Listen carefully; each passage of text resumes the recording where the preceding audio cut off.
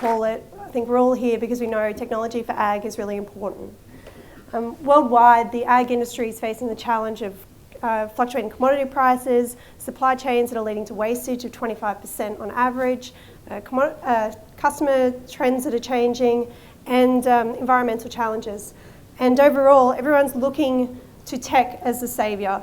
How do we feed a growing population, and how do we overcome the challenges for the ag industry? So my name is Amanda Goddard, and thanks for the intro. Stole mine.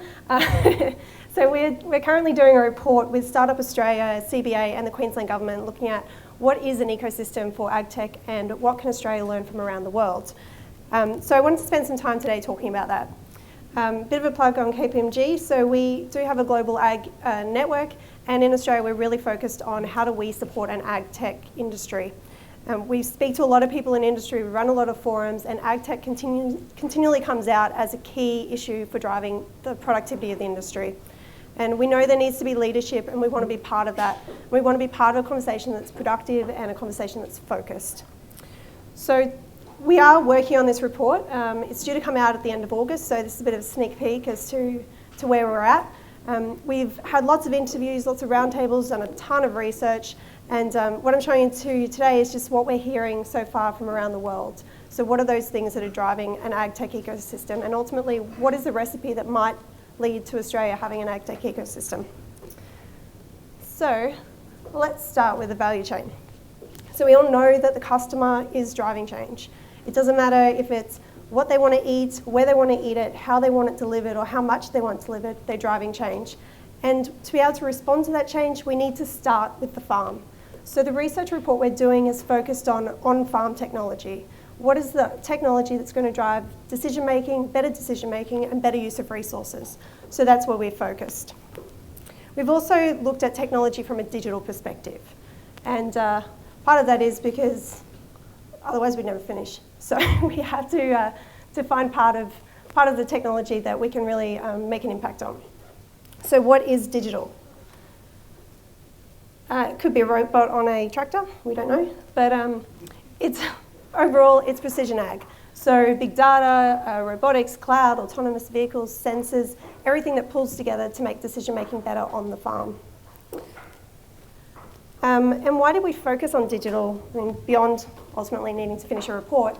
When we looked at what the tech sectors are in ag, food e-commerce, obviously, if you've read the Ag Funder report, they're attracting a lot of attention, there's a lot of investment. But the bubble is starting to burst, I guess. In the last few days in the US, there's already been, I think Farmago has gone into administration. They received a ton of VC capital, and they're not doing well. There are more examples, and it's starting to bust. We then thought about gene tech, biotech. One, we'd never finish. But two, Australia's really good at it already. We have a good story. We have clean, safe, and green food, and the world knows about it. So we're already doing it well. Then you think about indoor ag. So 3D printing, meat grown in labs, that could become an issue. But at the moment, right now, it's too experimental, it's too expensive, and it's not really going to be competitive in the near future. But we should think about it, and we should think about what impact is that going to make on the inputs into the farm? What impact is it going to make on the protein needs for the customer? So I'd say that's a watch this space. But then when we get to digital, it's growing, and it's growing fast, and it's getting a lot of attention. So it's already attracted $1.5 billion in funding. It's in a year per Ag Funder grew 330% in the dollars put into digital tech, and that was a 170% increase in number of deals. So it's growing, and it's growing fast, and it's expected to keep growing.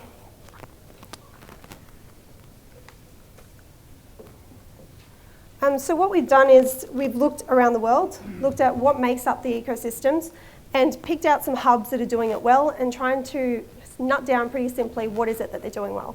And then ultimately pulling through what does that mean for Australia. So let's start with the US. They dominate the field. They, in 2014, attracted, I think it was 94% of the AgTech money. That's declined down to about 50, but they're still dominating. And why do they dominate? Well, they have scale. They have big farms, they have big corporates, they have lots of VCs, they have lots of high net worth individuals. I mean, we don't have a Bill Gates to throw in $2 billion into an innovation fund for ag. They also have a tech community already established. They have a Silicon Valley. The Salina Valley is becoming the Silicon Valley of ag, but it's all there. They've got the infrastructure. So they've got the scale, they've got the money. But I think it's important to note they're not sitting and taking all of that for granted. The government is playing a part. They've named AgTech as a priority focus in their Farm Bill for 2014.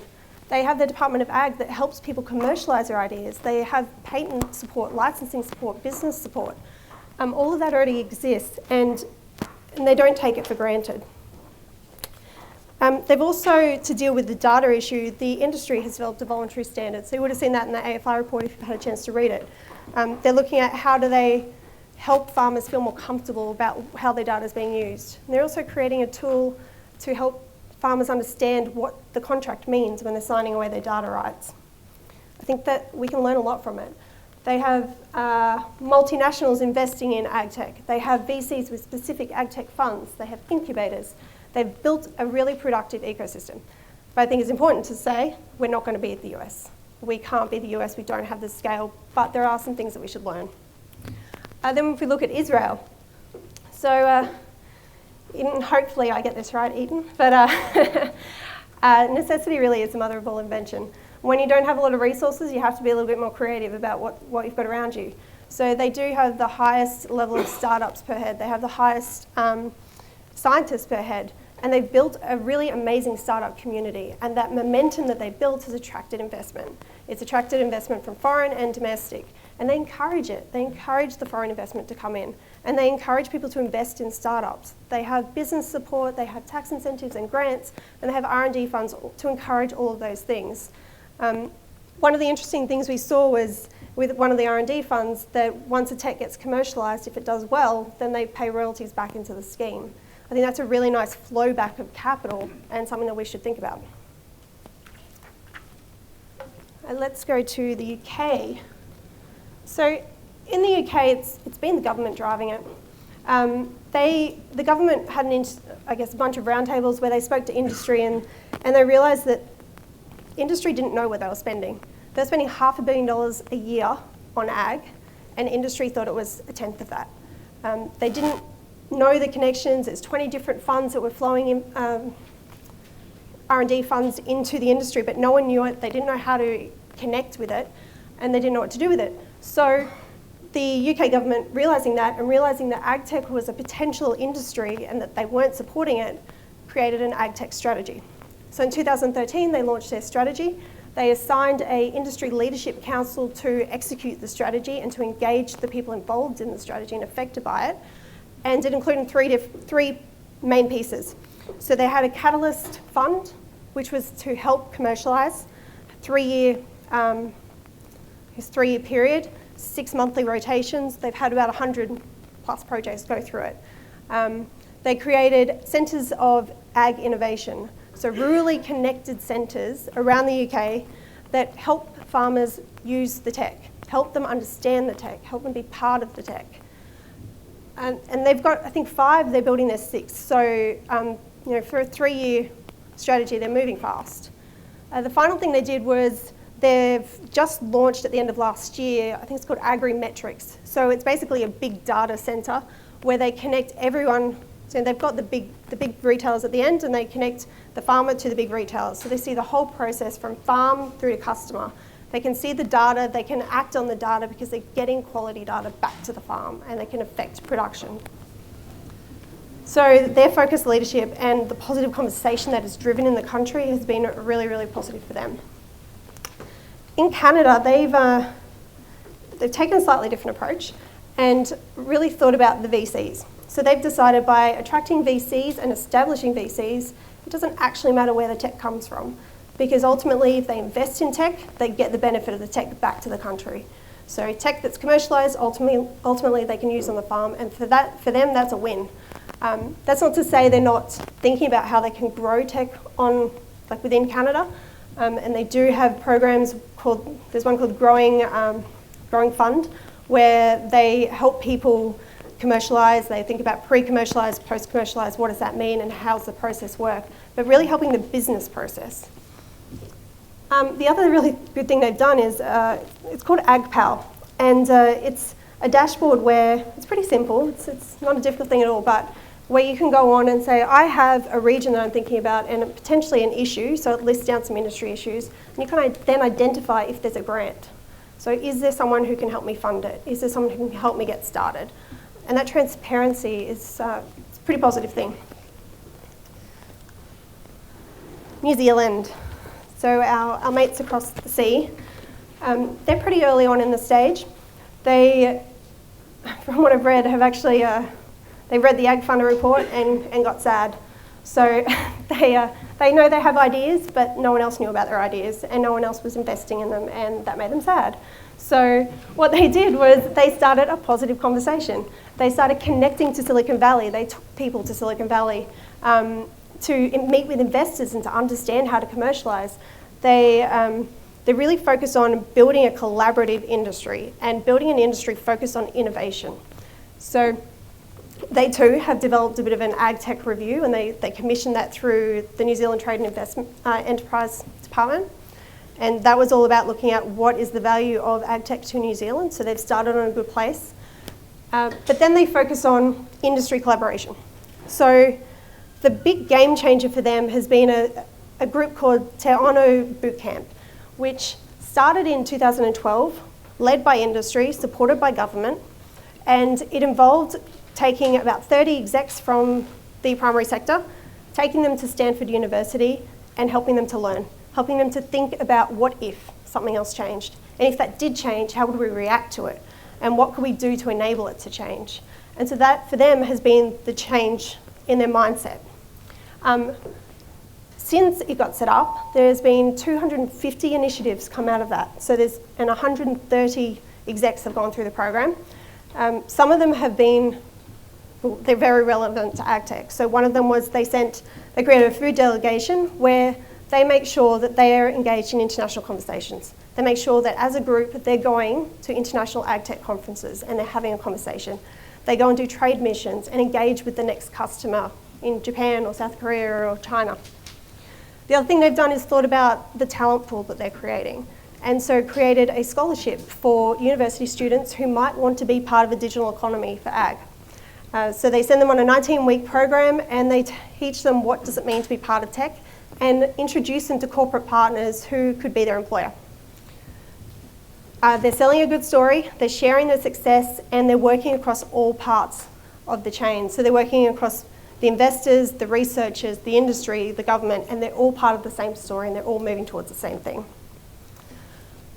India. So India's, well, they benefit from scale and that attracts investment, but they've got a different challenge that they're addressing. Their productivity and the way they approach farming is very different to the developed world. They have big gaps and they have a big customer change that's coming and they're trying to prepare for it. So there is some great tech that's coming out, but they know that they've got a lot of work to do. To help them do that work, they engage across border. They engage with the developed world and they get them on board as their potential next customer. I don't have up there, but it's worth talking about China. So China is not overly focused on digitech or digital ag tech. They do have a few really great VCs, and one is a drone maker and got backed by the same guys that backed Spotify and Facebook, so they're doing okay. But they are mostly focused on e-commerce. So their challenge for their consumer is guaranteeing safety, food safety, traceability, and how do they guarantee that from farm to customer. So they focus on e-commerce to date. But they have a $340 billion government-backed fund that is there to invest in early stage startups. And it's not just tech, but it's a lot of money, and we need to be prepared that that could be a very, very big impact on our future as an ag tech hub. So I'd say watch this space with China. So what does it all mean for Australia and what do we do about it? We've just put up there a few points to get us thinking. So number one, what have we seen that's done well in the UK and New Zealand and the US, I guess? They focus.